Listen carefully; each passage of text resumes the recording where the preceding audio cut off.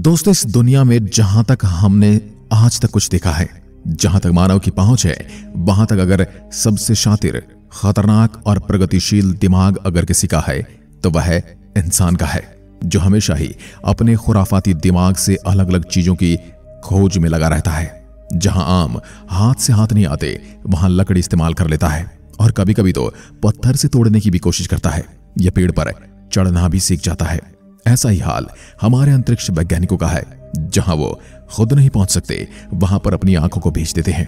आंख मतलब कैमरा भेज देते हैं। कैसे भेजते हैं यह आपको बताने की जरूरत नहीं है, ये तो आप समझ गए होंगे। अगर नहीं समझे तो आज हम आपको ऐसी दो आंखों की यात्रा के बारे में बताने वाले हैं, जो पिछले 41 साल से हमें ब्रह्मांड के अलग अलग नजारे दिखा रही हैं। दोस्तों, खोज करना मानव जाति की एक फितरत होती है, जिसके लिए वो किसी भी हद तक जाने के लिए तैयार रहता है, और मनुष्य समय के साथ अपनी खोज का दायरा बढ़ाता ही रहता है। पर क्या हो अगर हम ऐसी चीज की खोज करें जिसका कोई अंत ही नहीं है। जी हां दोस्तों, हमारे ब्रह्मांड के बारे में बात कर रहा हूं, जिसका कोई अंत ही मौजूद नहीं है और जिसमें अरबों खरबों तारे, करोड़ों आकाश गंगाएं, ग्रह, नक्षत्र और न जाने क्या क्या मौजूद है। और मानव सभ्यता की इस खोजी फितरत ने जन्म दिया मानव इतिहास के अब तक के सबसे महान अंतरिक्ष अभियान यानी वायेजर मिशन को। दोस्तों, बात करीब 45 साल पहले की है। वर्ष 1977 के अगस्त और सितंबर महीने में अमेरिकी स्पेस एजेंसी नासा ने 2 अंतरिक्षयान धरती से रवाना किए थे, जिन्हें वॉयेजर 1 और वॉयेजर 2 नाम दिया गया था। यही वो 2 आंखें हैं जिनके बारे में मैं आपसे बात कर रहा हूं। वॉयेजर 2 को 20 अगस्त को अमेरिकी अंतरिक्ष सेंटर कैंप कनावराल से छोड़ा गया था। वहीं वॉयेजर 1 को 5 सितंबर को रवाना किया गया था। इनके मुख्य उद्देश्य सौरमंडल के ग्रहों के जुपिटर, सैटर्न, नेपच्यून और यूरेनस से जुड़ी महत्वपूर्ण जानकारियां जुटाना था। इनके लॉन्च के लिए साल 1977 को चुने का मुख्य कारण था जुपिटर, सैटर्न, यूरेनस और नेपच्यून ग्रहों का एक फेवरेबल अलाइनमेंट। वॉयेजर मिशन के साथ हमने कुछ रिकॉर्ड छोड़े हैं, जिन्हें गोल्डन रिकॉर्ड कहा जाता है। इन रिकॉर्ड्स में क्या क्या है, चलिए जानने की कोशिश करते हैं। इन दोनों यानों के साथ एक गोल्डन रिकॉर्ड भी अटैच किया गया है। गोल्डन रिकॉर्ड का एक गोल्ड प्लॉटेड कॉपर डिस्क है, जो कि एक फोनोग्राफ रिकॉर्ड है, जिसमें मानव इतिहास के अब तक के कुछ महत्वपूर्ण इमेजेस और साउंड को रिकॉर्ड किया गया है, जो मानव इतिहास के अब तक के सफर और हमारी धरती के डाइवर्सिटी और कल्चर को दर्शाते हैं। वर्तमान समय में वॉयेजर 1 हमारे सौरमंडल को छोड़कर इंटरस्टेलर स्पेस में पहुंच चुका है। अभी यह हमारी पृथ्वी से करीब 21 अरब किलोमीटर दूर मौजूद है। यह दूरी इतनी ज्यादा है कि वॉयेजर 1 से धरती पर संदेश आने जाने में करीब 36 घंटों का समय लग जाता है। वो भी तब जब ये रेडियो संकेत 1 सेकंड में 3 लाख किलोमीटर की दूरी तय करते हैं, यानी लगभग प्रकाश की गति से चलते हैं। वहीं वॉयेजर 2 हमारी पृथ्वी से 17 अरब किलोमीटर दूर मौजूद है और यह वर्तमान समय में इंटरस्टेलर स्पेस में प्रवेश कर चुका है। जिसके साथ ही यह इंटरस्टेलर स्पेस में प्रवेश करने वाला दूसरा मानवीय मिशन बन चुका है।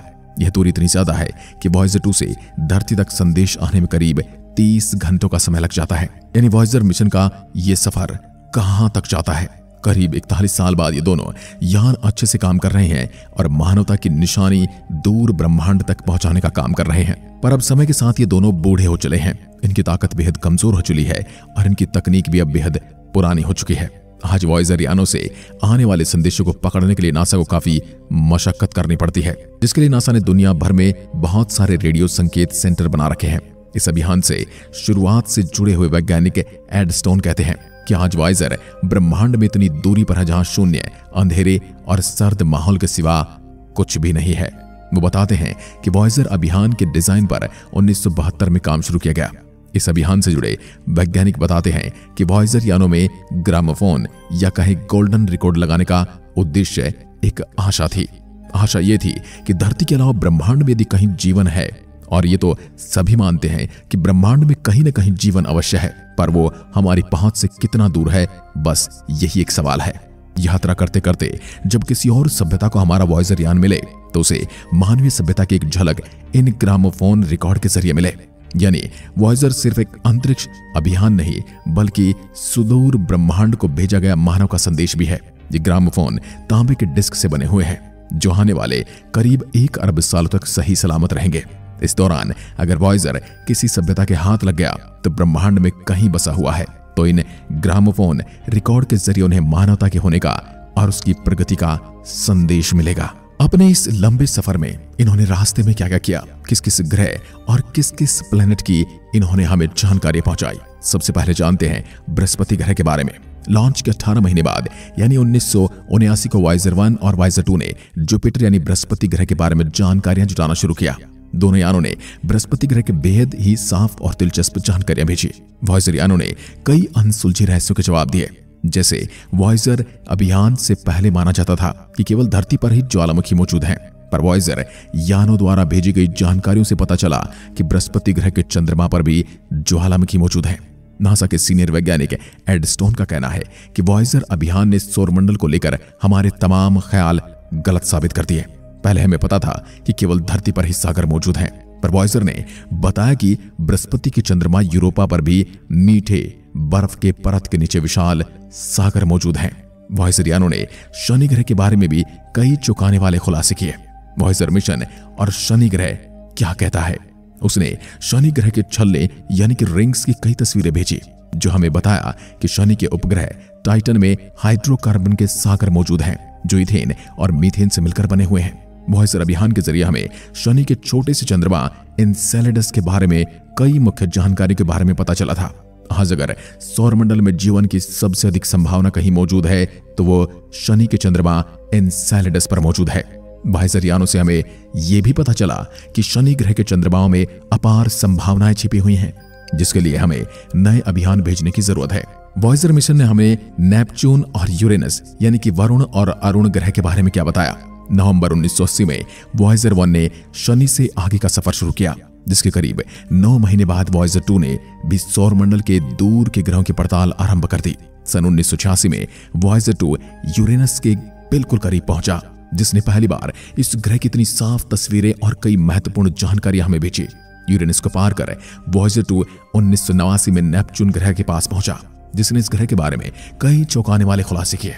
वॉयेजर 2 ने नेपच्यून के चंद्रमा ट्राइटन के बारे में भी कई खुलासे किए और हमें सबसे पहली बार यह पता चला कि ट्राइटन नाम के चंद्रमा पर नाइट्रोजन के गीजर मौजूद हैं। अपनी इस लंबी यात्रा में वॉयेजर यानों ने हमारे सौरमंडल और ग्रहों से जुड़ी हुई कई महत्वपूर्ण जानकारियों से हमें अवगत कराया और सौरमंडल और ग्रहों को देखने का हमारा नजरिया हमेशा के लिए बदल दिया। वॉयेजर यान मनुष्य के खोजी प्रवृत्ति का सबसे बड़ा उदाहरण है, जो आने वाले कई सालों तक मानवता का संदेश दूर अनंत ब्रह्मांड तक पहुंचाता रहेगा।